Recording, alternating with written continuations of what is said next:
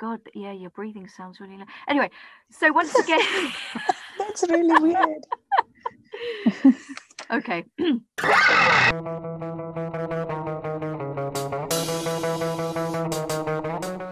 Hi, this is Erin, and welcome to Everything EFL, a podcast about language teaching. I'm not an expert on the subjects I choose to talk about, but I've been around and I know some stuff. Credit will be given where possible in the episode or in the show notes. So once again, I have the lovely, the fabulous Radhika Iyer with me. She joined me in episode 34 where she talked about native speakerism. So if you haven't listened to that one, go back and just have a little listen there. Hi Radhika, how are you? Hi, Erin. I'm good, thanks. Thank you for having me on again. Yeah, so it's really nice to be asked again. Yeah. Why have I brought you on, Radhika? I think you've brought me on because you want me to talk about critical thinking. And I've done a lot of work with critical thinking for the last, I would say, 10 years or so. Yeah, I started about 10 years ago, I would say, when I kind of critical thinking fell into my lap and I had to, do some work with it and do some training for it as well. So that's where I started. And since then, I've used mostly critical thinking in terms of for my teacher training work. And then I've tried and used some of it in my ESL, EFL, and EAP, English for Academic Purposes classes as well. Yeah. And I know as much as the next person, so that's why I thought I'd bring you on. You definitely know more than me. So now we had a chat about this and you told me that a lot of the definitions of critical thinking are really academic and quite sort of long-winded, but can you do a sort of in a nutshell definition of what you think critical thinking is, especially in terms of the EFL classroom? Well, most definitions would actually say that it's and this is where I think people don't realize that it's an intellectually disciplined process, and it actually involves a lot of active thinking which involves the skills. And I'm going to mention one or two because I know you're going to mention the rest later. So analyze, examine, reason, inquire, discover, using those skills as a guide to belief and action based on your observation, your experience, your communication. To kind of understand it based on my work is really, so it's really thinking about thinking. So it's actually a very disciplined process. And that's actually very, very difficult, So that's what it actually is, thinking about thinking, and it's a disciplined process. So I hope that kind of puts it into a brief nutshell kind of thing. Yeah, I think for the purposes of the classroom, we don't really need to get much deeper than that. But, what you're saying is it goes beyond just sort of memorizing vocabulary and learning grammar rules. We're actually engaging our brain in some way to, for example, solve problems or make inferences, explain yourself, interpret things. There were a couple on the list that I found that I would like your opinion on. What do you think it means by self-regulation? That one came up on the list. Yeah, self-regulation, and it comes up a lot. And I think because there are so many, because critical thinking was something that kind of boomed in the late 90s and early 2000s in education, and then everybody jumped on the bandwagon, And so it really means reflecting. So really thinking about the way you're learning, and regulating yourself. So you're regulating your learning, setting your own goals, identifying your targets, reflecting on the process of learning, seeing how you're learning and seeing what you need to do differently or how you need to learn differently. So that's why it's very disciplined process. And so for me, self-regulation would be something like reflection, a reflective process of thinking and learning, thinking about your learning, actually. Yeah, brilliant. Okay. I try to do this with my students every sort of few weeks. We'll have a little reflection. How do you think you're doing? How could I improve? What are my strengths? What are my weaknesses? Am I afraid of speaking? Why am I afraid of speaking? What can I do to overcome that? So it's quite an easy way to insert that into your EFL lesson, isn't it? If you're looking at goals, aims, and, asking your students to think about how they're learning, what they're learning, and what they can improve on.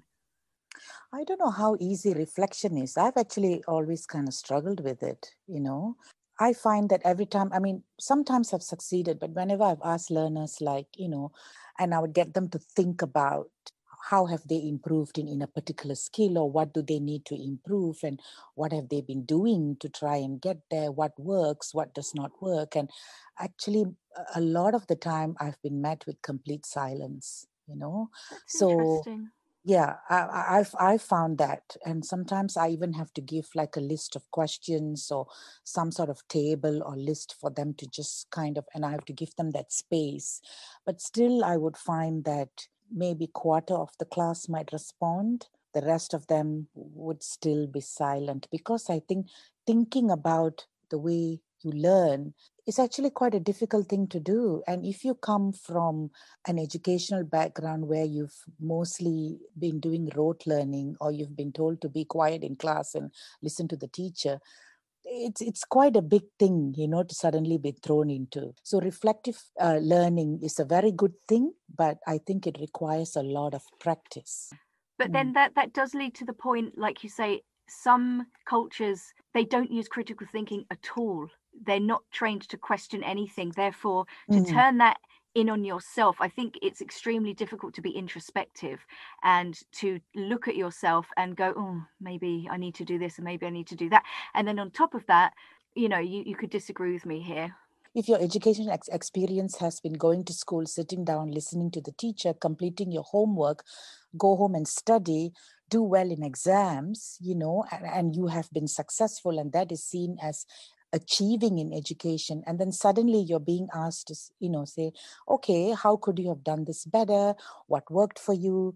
Sometimes, like, I would try a new game or a new activity in class, and then I would just ask them, I would use that in reflective process, say, okay, why did you like it? Is there anything you didn't like? And justify, talk about it first in pairs, and then, come and tell me. But even then, like, they were so reluctant to tell me, like, oh, okay, I actually didn't like this activity, or I didn't feel that I, learned from this activity. Yeah. But then I think, again, that comes down to they're taught that the teacher is the be all and always end right. all, Yeah. the font of all knowledge. They Yeah. Can you imagine how difficult that is for them to question that or go, oh, well, actually, I didn't like that. That's a really tough thing for them to do. And then going back to my point about turning it in on yourself and being reflective and introspective, it also means that, let's say they go, oh, yeah, I don't think I am practicing my speaking enough. Then in turn, that means they have to take ownership of that. Clear. And then the responsibility is on them to do something about it. And for some students, that's quite too daunting. If you're asking them to do something outside the class, take responsibility for learning, join a club, have a conversation with someone, stop hanging around with your own nationality, it's just too scary for some students. Yeah. It's stepping outside their comfort zone, and they don't like it. Yeah, So, because reflection or self-regulation means also self-evaluation. And I think that's very difficult. And I think people need to be trained or taught how to do that. And they need to practice it a few times. absolutely. Yeah, before they're comfortable and they can find their way through it, kind of thing. Yeah. And you're never going to succeed with every student, because, as you know, we've had students in our old job from a certain culture, and they come in and they're so culture shocked that you never crack that exterior, you never get through to them. So it is hit and miss, but I think it's definitely, reflection exercises are definitely valuable, because at least some students will get something out of it, I think. Do you agree? Yeah, I think so. I think I mean, I never gave up. I would always try it, and I always tried in a different way. So, got to just keep plodding on with it, and sometimes you'll see little glimpses of, success, and I think, okay, all right, so yeah. Yeah, it's great when they go, teacher, I joined a club, or, you're like, yay, finally. Because, as we know, there's only a very certain amount of learning that goes on in the classroom as well. Most of it does and should take place outside the classroom, and I think that's where a lot of students fail. But that's another podcast, I feel. Stick to the program, Erin. And the other one that I really like also is open-mindedness, which I think really lends itself to EFL classrooms, especially even if you're in a monolingual class. You've got an opportunity to examine other cultures and countries through English, and if you're in a mixed nationality class, again, brilliant. There are so many activities and ways to find common ground and talk about different things where you can achieve that open-mindedness and that is interesting that you said open-mindedness, because a lot of critical thinking when it first started was kind of couched in Bloom's taxonomy. If you're familiar with Bloom's taxonomy, the pyramid, Yes. there's a pyramid, so, and that pyramid has changed a few times. It's been updated and updated. So, it starts with memory and understanding, comprehension, application, and then it goes to the top. So you have lower order thinking skills. Not necessarily that lower order thinking skills are bad. They're also necessary, and that's changed because it used to be the highest order thinking skill used to be synthesis. In the last few years, it's changed to creativity, So I think that's where it's important when we are using it in language teaching that we try and give opportunities for our learners to be creative with the language. Yes. And I think that's where it kind of hits a problem, because as teachers, we are aiming for accuracy and we want to steer them towards accuracy, especially if you're teaching an exam class or something. And then at the same time, you want them to be able to be creative and explore and play with the words, or try new things, so.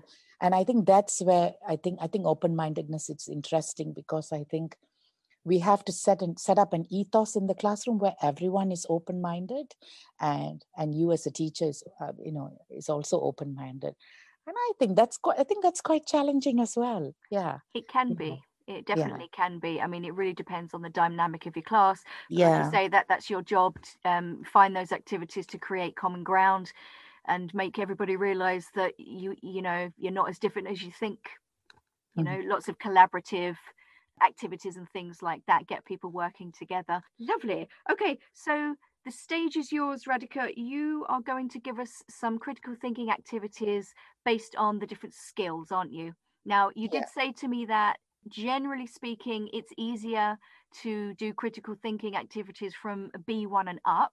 So we'll talk about that. And then after that, I'm going to chat about a few lower level activities that I found online. So I would say it is more realistic to do it, because really, to be able to think critically about something, you need knowledge. We can't expect people to think critically if they don't have the knowledge base. And so in terms of a language class, knowledge here means having enough language to be able to think critically. How can you think critically about something? Let's say we give them a situation or whatever, but if they don't have enough language for it, they can't think critically. It's going to be really hard for them to do that.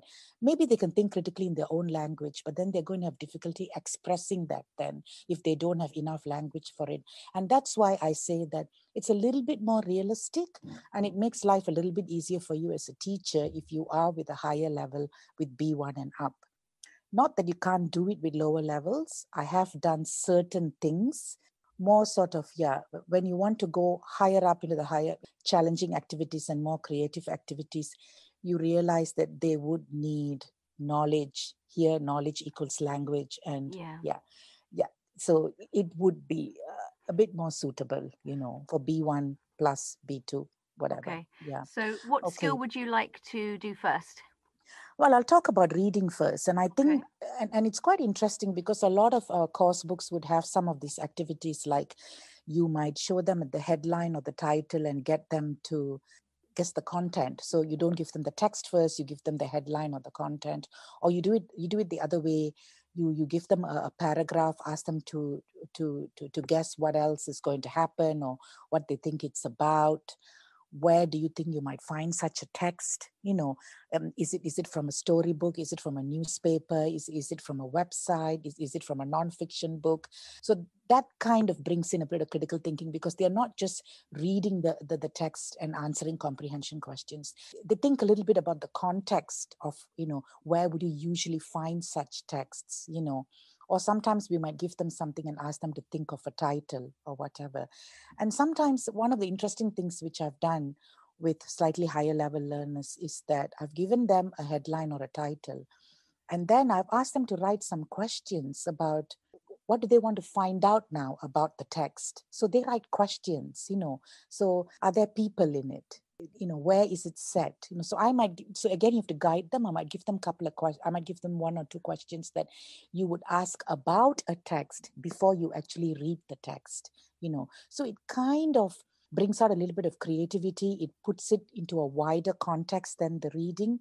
And and then it's interesting for them when they actually read it to see Yeah. whether the questions that they asked were answered, or whether they were relevant, or whether they were completely off tangent. And it doesn't matter if they were completely off, because then they were being creative with their questions. Yeah, no, I think that's a really engaging way of getting students into the reading as well, because in fact, a lot of the time students kind of go, oh, when they know they're going to read a big long text. So it's a good way of getting them interested in it.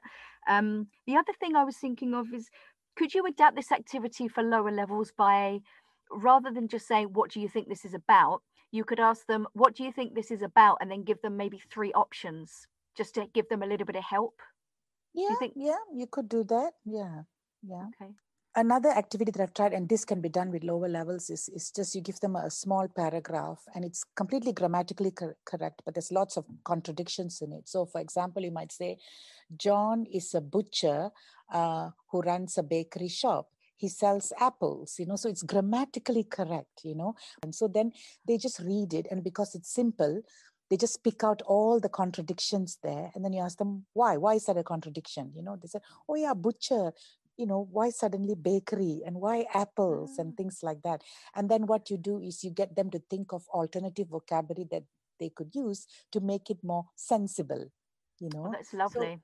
yeah, so it's kind of interesting because you can show them that it can read very well, it's absolutely fantastic, but then there are actually little contradictions there, so, and then you can get them to change some of the words to what they think would be more suitable vocabulary. So that is something that can be done with lower level and higher level. With lower level, you would have less contradictions or simpler words that they can detect. With higher level, you can go with a longer text and with more kind of subtle contradictions, that are not so obvious, kind of thing. Yeah, Oh, so you that's can do really that. nice. I really Yeah. like that, because I think also, like, it's very easy to get caught up in accuracy when you're teaching, but you're focusing on coherence rather than cohesion here. So that's really nice. Yeah, and then with higher levels, what you can do is, as an extended task, they can write their own contradictory text.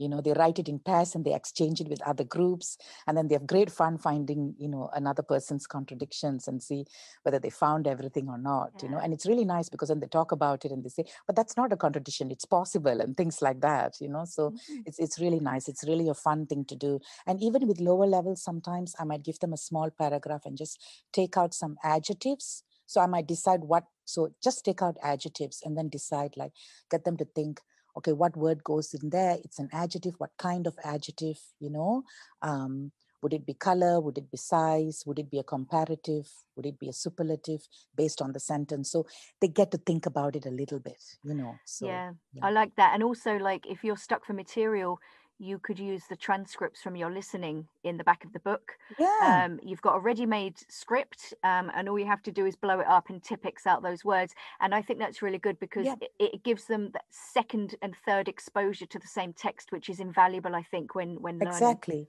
And that's what I tell teachers. You don't have to go and look for new stuff. Just No. use what's already in the course book, change it slightly. That's all. And even with your comprehension questions, you would notice they would start with, simple comprehension questions. Then towards the end, the last 2 questions would be more kind of open-ended questions, Yeah. asking for your opinion. And I just tell them, change the order. Change the order of the questions. Ask the open-ended questions first. Why do we have to ask factual questions first and then go to open-ended ones? Don't depart from the book. Use the book, but just tweak things a little bit, especially with busy teachers. It just requires a little bit of tweaking. That's Yeah. it. Yeah. Lovely. Okay. What's So next? Can't wait to hear what's this. next? So next I will go to writing. Okay. Now writing is actually it gives a lot of opportunities for critical thinking. And have you ever tried dictogloss? Yes. Yeah, so dictogloss is a very nice critical thinking exercise that involves listening and writing and speaking if they want. So you would, first of all, you do a little bit of dictation, or you can use an audio, whatever. So first time they just listen, they're not allowed to write down anything. Second time you can tell them, okay, now with higher level students, you can say, make some notes. With lower level students, I might say, okay, write down just some of the past tense forms you can hear or the adjectives you hear. It depends what you're focusing on, what you want them to produce. Then, so you might give them according to their level. You might give them 2 or 3 or 4 times listening to the text. And then what you do is you put them into groups and you ask them to reconstruct that text using, so if it's a lower level, you might give them more guidelines, what to listen to. Higher level, you might just say, take notes, and then reconstruct. And the idea is you tell them it's not about how close you are to the original, but how creative you can be. And you get some fantastic results with that, And it's interesting because then they will reconstruct the text, and then they always want to try and make it as close as possible to the original. But then what they then realize is some of their versions would be much more interesting and much more fascinating than the original. Yeah. Because they would add other things to it. And sometimes they would change things, and it's quite interesting then that they do it. And I get them to do it in groups. I get them to write it in color on A3 paper, and we display it around the classroom. Then the groups walk around and read other groups, and they just find it interesting. And I just get them to vote, okay, which is closest to the original, which do you think is most interesting, and they kind of vote, and it's kind of nice to do that. So that's lovely because it kind of encompasses listening, and they speak to each other, and then they're writing. Yeah. And then they can read as well, Yeah. If you haven't done Dictogloss before, it's important to note that anything that the students are listening to is at a natural speed. So you're not slowing down. It's generally at a natural speed. And one thing you could do as well, especially for any level really, is instead of asking them to write notes, you could get them to write chunks of language. So if they hear a phrase or a phrasal verb like get up or go to the pub, you could get them to write in chunks rather than just listening for individual words, because words, language isn't words, it's phrases as well, and this just draws students' attention to that. So sometimes I would say noun phrases, so that might include an adjective or a noun or whatever, and the article or whatever. So they kind of get chunks. And then the other things that we would do is maybe rearrange paragraphs. I'm sure you've done that, where you jumble up paragraphs. So that it involves reading and then rewriting, or you give them an introductory paragraph and you ask them to write one more paragraph or more, depending again on their level. Or you give them the introduction and the conclusion and the last paragraph, and you ask them to write 1 or 2 paragraphs in the middle, what they think should go in the middle. So that's critical thinking, because then they're really thinking about what's this about, and they have to try and sustain the language, the tense, some of the vocabulary used, and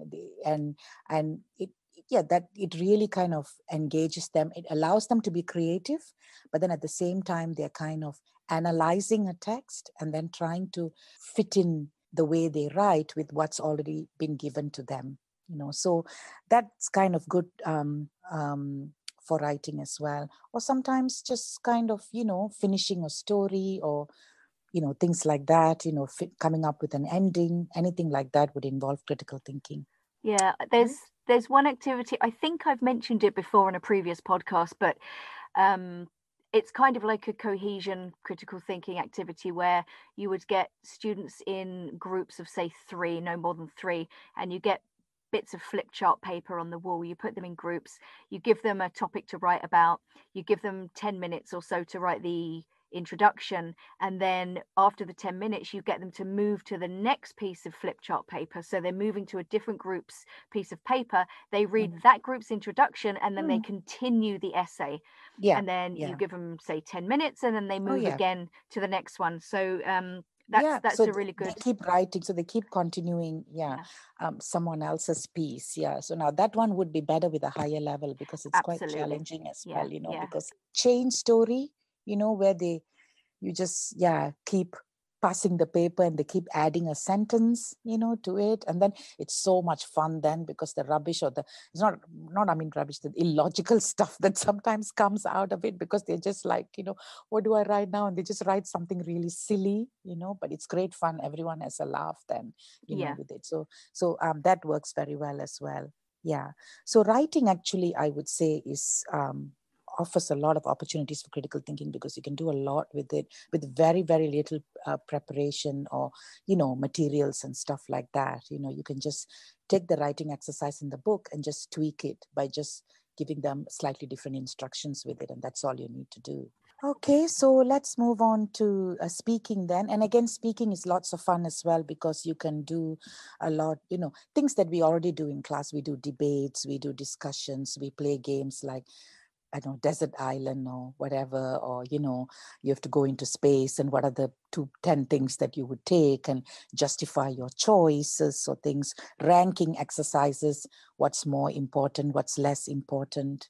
I think these are things that we already do in speaking, but I think a lot of it also is that really we need to allow learners to be creative and allow them to speak. We need to sometimes just step back from accuracy and just let them run with it. And I know sometimes we can hear errors and we want to jump in and correct them. And I know sometimes if you're being observed, they expect you to jump in and correct them maybe, but the thing is to allow them the opportunity to speak and just let them run with it as much as possible. So any sort of games that allow, a lot of speaking activities. Yeah, I'm a big fan of that as well, just letting them speak, and then maybe doing a delayed error correction activity where you can address certain errors at the end. Yeah, I like to do things like there are so many sort of pictures with statements and memes online now, or little videos that really encourage you to think about certain things. I don't know if you know the work of Steve Cutts. He's an artist and he's done a few famous, you'd probably recognize a couple of his videos if you saw them, and in fact I'm definitely going to do an episode on his work at some point. But again, it just encourages you to think about society, why things are the way they are, who has the power, and that kind of thing, consumerism and all of those kinds of things. So I'm a big fan of using those kinds of materials as well for speaking. Yeah, one of the things that I've tried, but I've only tried it now with quite high level classes with B2 actually.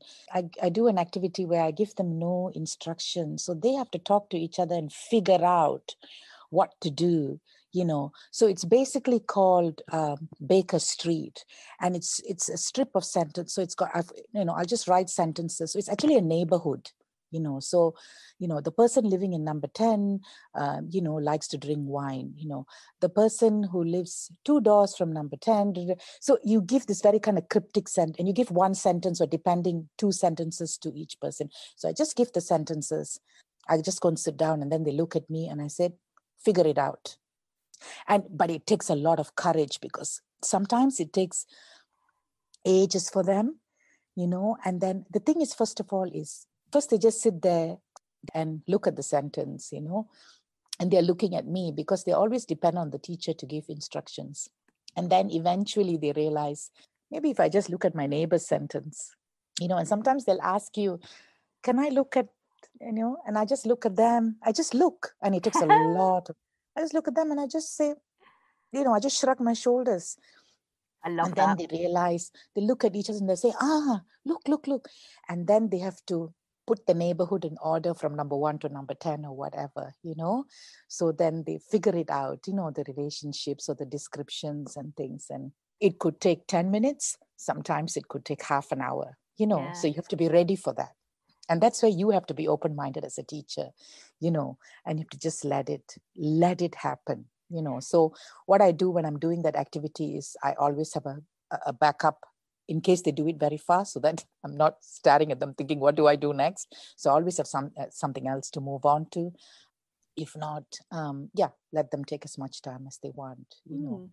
I can imagine, like in some classes, they might even come up with a completely different idea and go, okay, maybe the teacher wants us to assume roles and mingle and like we're in a cocktail party or something. Whatever. Yeah. Brilliant. Whatever. Yeah. So it's just what they, just each gets a sentence and then see what they do with it. What do they do with it? And to do that, and it's very interesting because you get to see who has leadership qualities and who starts the process of, come on, guys, And sometimes it's quite surprising because it might not be your most active, talkative ones. It might be somebody different. And I find that very interesting. Because when they finish that activity, then I get them to think about it. I get them to remember who started to talk to another person. And they have to remember who said, come, let's share our sentences. Who did this? So then they identify qualities within themselves as a class and how they work together to kind of, figure it out. And that's very interesting then for critical thinking, because they are really looking into themselves then, and they're looking at their friends in a different way or their classmates in a different way.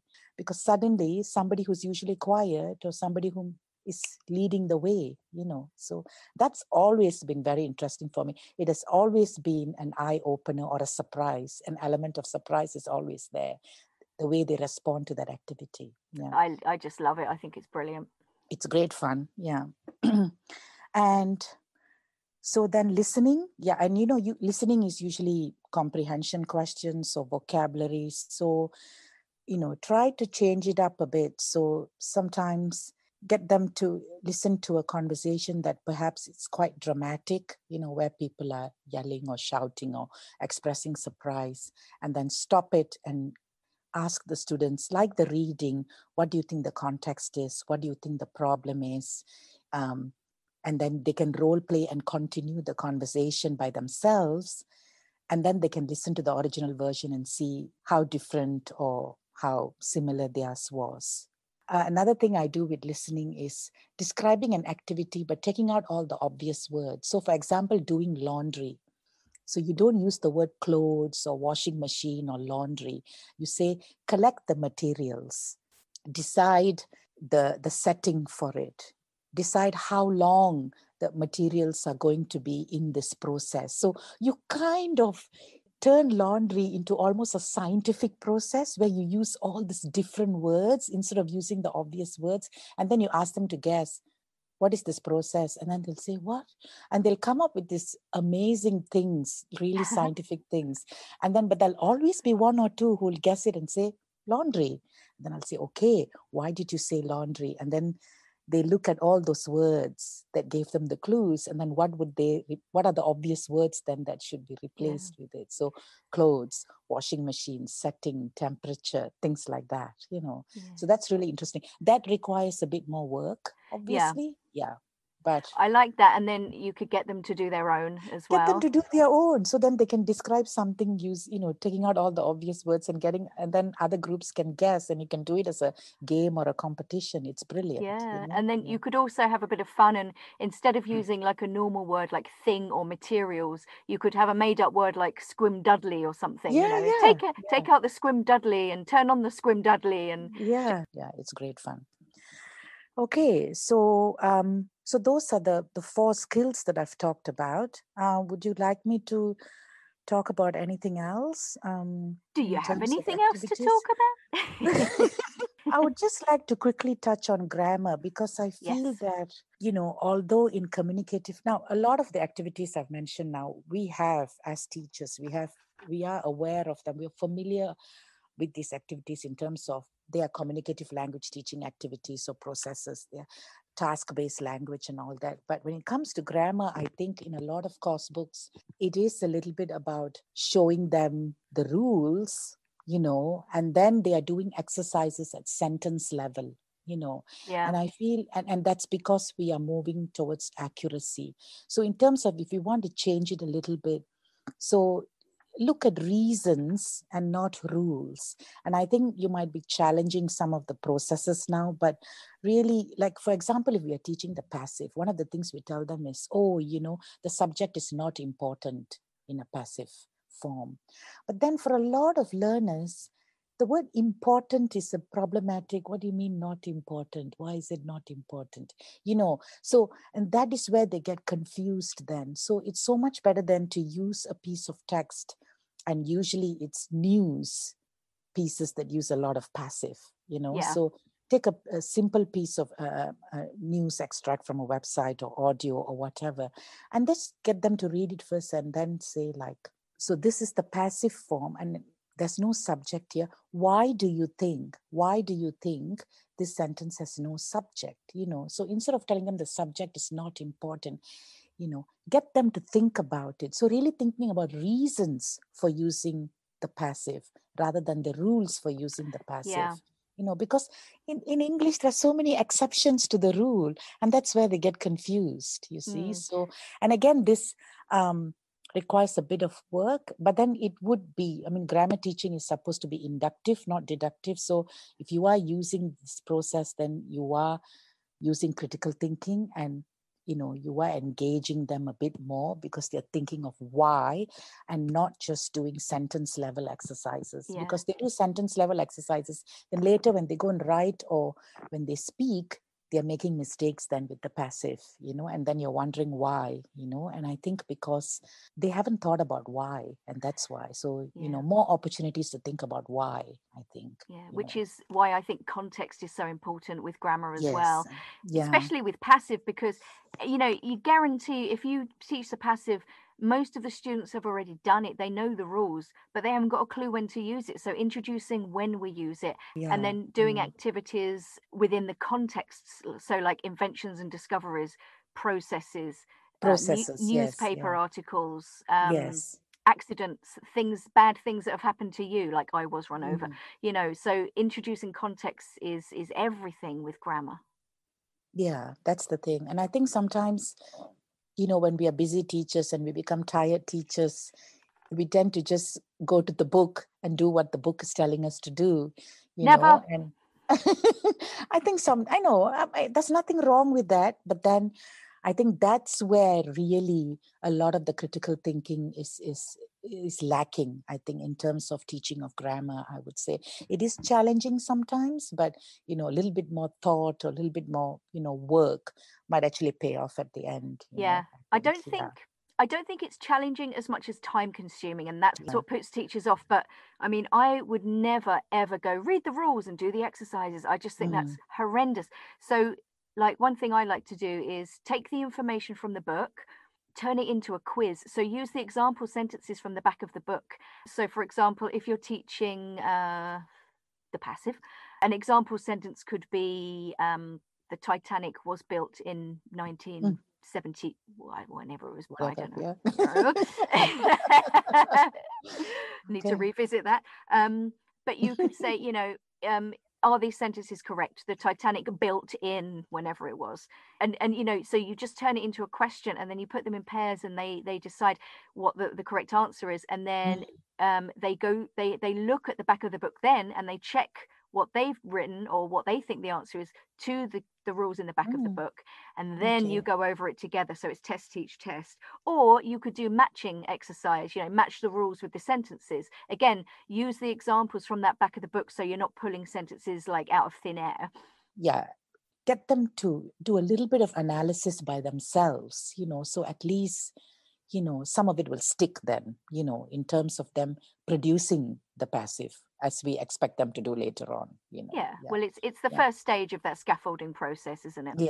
So I think the hardest part in critical thinking activities, yes, you make it fun, you make it creative, you engage them, but you need to bring that reflection into it and get them to think about it, think about what they've learned and how they learned it, and what was challenging for them, what was difficult, and what is it they need to learn again, maybe, to understand it better.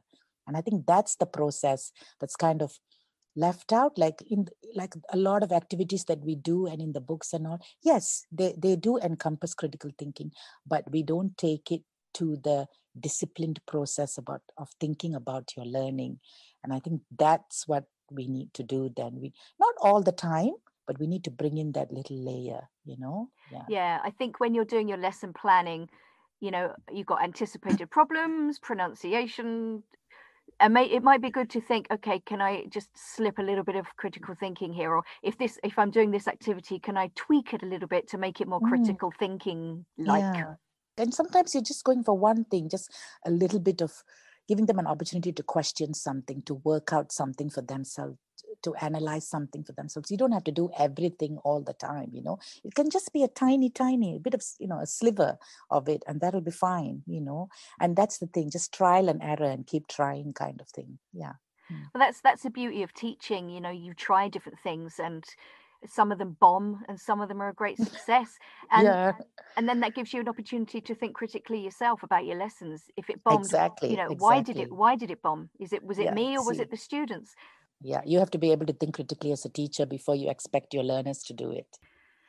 Okay, Okay. fabulous. Oh, so I've got a few activities for lower levels that I Oh, found great. off. I found them on a couple of websites, and I'll put the links at the bottom of the show notes, guys. So don't worry. Now, some of them you have already mentioned. Okay, so I think an easy thing to do with low levels is mind mapping.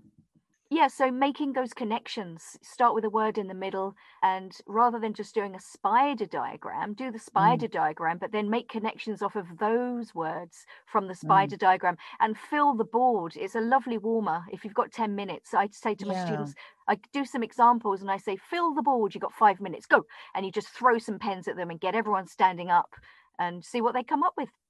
Yeah, great. Yeah. I think you mentioned this with your reading. You can do a lot of ordering activities. You could order lines of a simple dialogue. You could order a storyboard. A story, yes, yes. And Yeah. also you could do paragraphs of like a really famous story like Cinderella, something like that.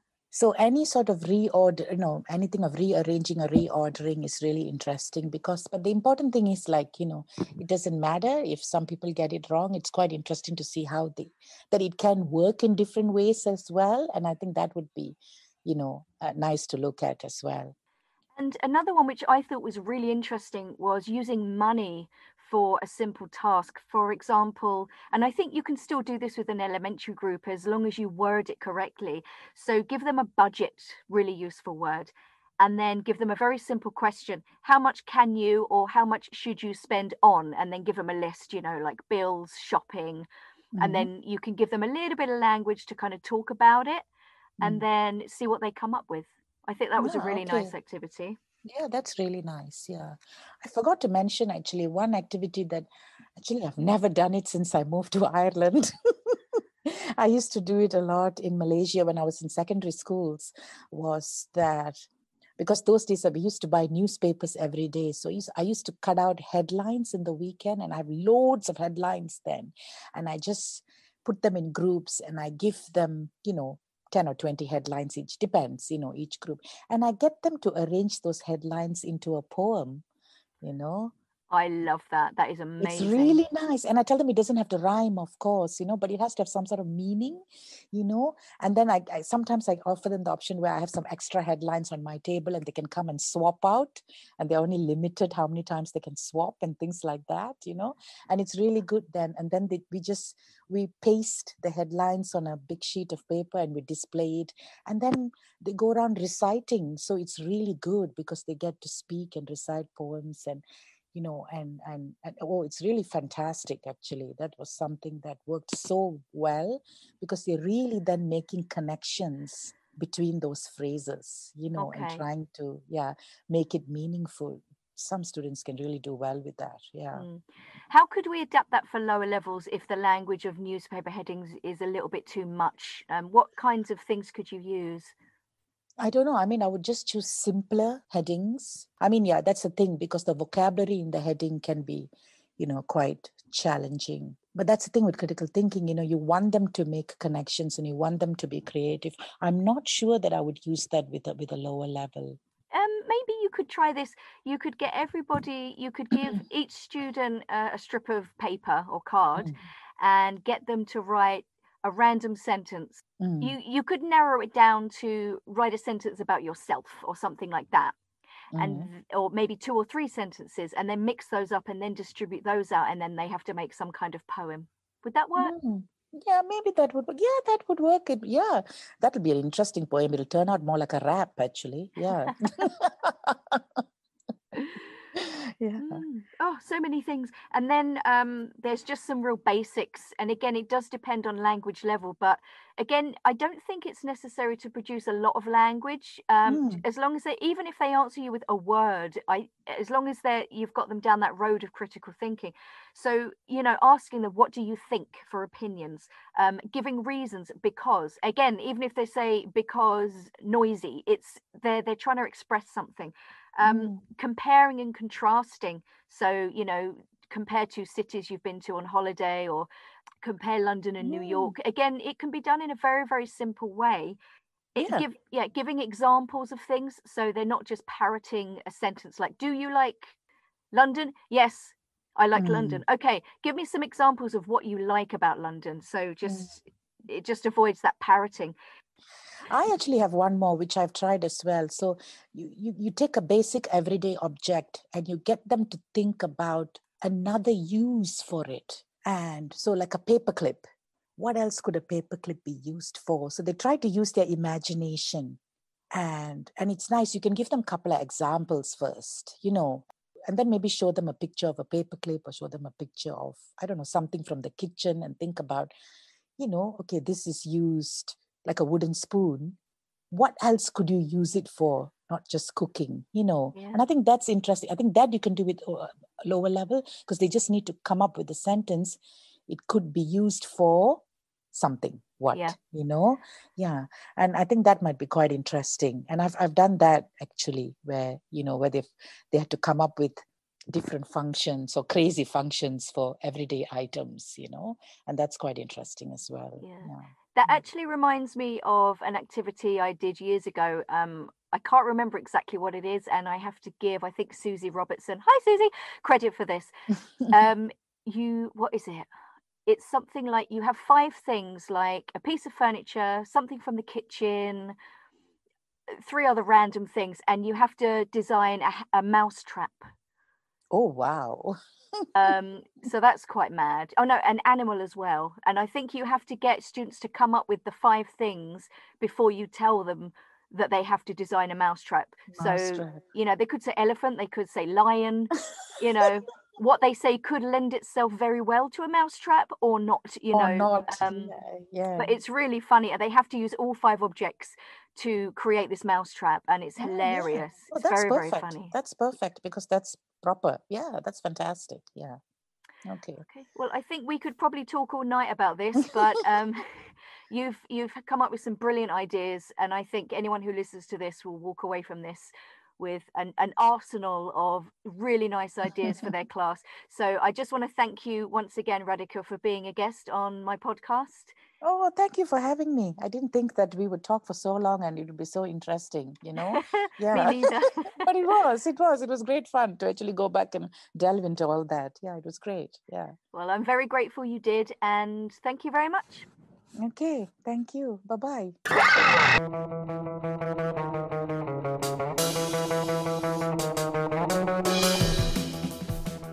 If you enjoyed this episode, please subscribe to the podcast on Spotify, Google Podcasts, Apple Podcasts, or pretty much wherever you get your podcasts. Follow Everything EFL on Instagram, Facebook, or Twitter, and engage with me and my followers. If you have a suggestion, idea, or any feedback, my email is on the show notes.